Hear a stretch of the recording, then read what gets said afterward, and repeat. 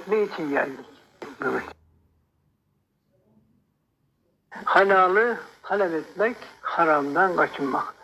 Mana bu kishi eski olimlardan bizning deyapti, olimlarning, ilm ahlining, musulmonlarning dunyoga kelishining asli vazifasi ummati Muhammadga halol va haromni o'rgatish.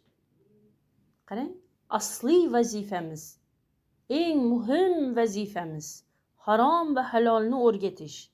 Hazreti Üstadımızın buyurduğu sözlerden bir tanesi de biz ümmeti Muhammed'e haram ile helalı öğretmek için geldik. Biz bu dunyoga degan ekan buyuk Komil Murshid Hazratlari halol bilan haromni ummati Muhammadga o'rgatish uchun kelganmiz.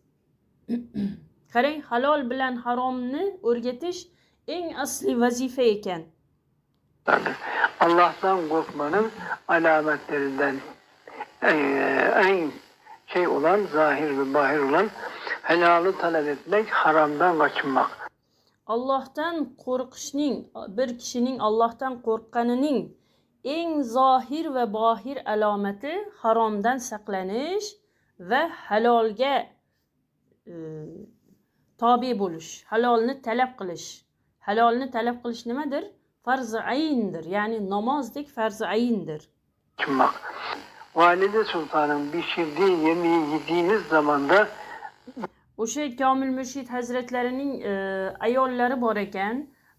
Biz deyapti, o'sha ustozimizga talaba bo'lgan vaqtimizda Komil Murshid Hazratlarining pishirdiği taomni yeganimizda deyapti. Qarang, ya'ni g'ofil kishini pishirgan taomi, masalan, bozordan non olding. O'sha non bilan zikr bilan pishirilgan nonni nima farqi bor? O'shani aytyapti. Yurtumuzda 3 gün değişiklik bulurduk. Feyizda, rabıtada, hal ve harekatta, itibatlı harekatta 3 gün bir değişiklik bulurduk. Vücudumuzda o'sha Volida-i Sulton ismli yani ustozimizning ayollari, ismi Volida-i Sulton ekan. Ustozimizning ayollarining pishirgan nonini yegan paytimizda, pishirgan ovqatini, taomini yegan paytimizda deyapti, vücudumuz 3 kunga qadar feyizdan tabir joizsa uchadigandek bo'lib yurar edik. Shuning uchun qachon Volida Sultonimizning pishirgan ovqatini yer ekanmiz deb kutar edik. Boshqa ovqat pishiradigan oshpazlar ham ovqat qilishganda o'sha madrasalarda. Endi Volida Sulton, ya'ni eng buyuk ustozlarining ayollari, u ham avliyo bo'lgan o'sha xotin pishirgan ovqatini yegan paytimizda deyapti, bütün talabalar his qilar edik, 3 kungacha feyzimiz, robitamiz, ilohiy huzurimiz boshqacha bo'lar edi deyapti. Qarang, demakki zikr bilan pishirilgan ovqat g'aflatda pishirilgan ovqatdan juda ham farqi bor.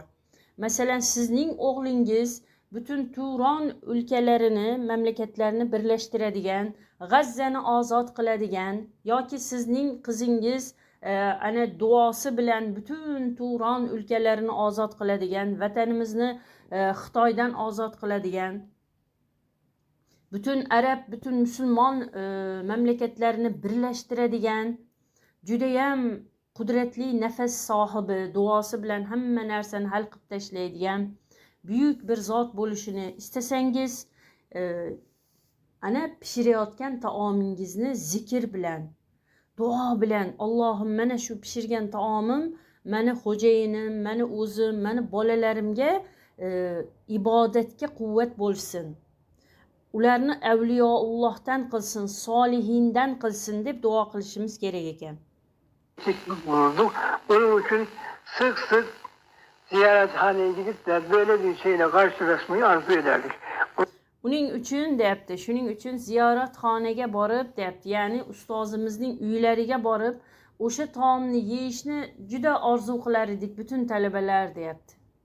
Qachonki ustozimizning ayollari o'sha ustozimizni uyiga borib ayollarining pishirgan ovqatini yesak 3 kungacha fayzimizdan, huzurimizdan samolarga uchadigandek o'zimizda farq ko'rar edik deyapti. Robitalarimizda juda ham farqli manzillarga sayr suluk yashar edik. Sayr suluk degani senga Alloh subhanahu va taolodan zuhurotlar bo'ladi, tajalliyotlar bo'ladi. Ya'ni murid deganimiz o'sha talaba, shogird. Shogirdni ruhining oynasida Alloh taoloning nuroniy tajallilari bo'ladi. Bilmagan savollaringizni o'sha tushlaringizda yoki namozingizda sizga o'rgatishadi. Alloh taologa yaqinlik, unsiyat, qurbiyat his qilar edik, boshqacha bo'lar edi deyapti. Onun için haram ve helala ne kadar dikkat edersek o kadar Allah'tan korkmuş oluruz. Feyzimiz artar, rabıtamızda feyzimize devam.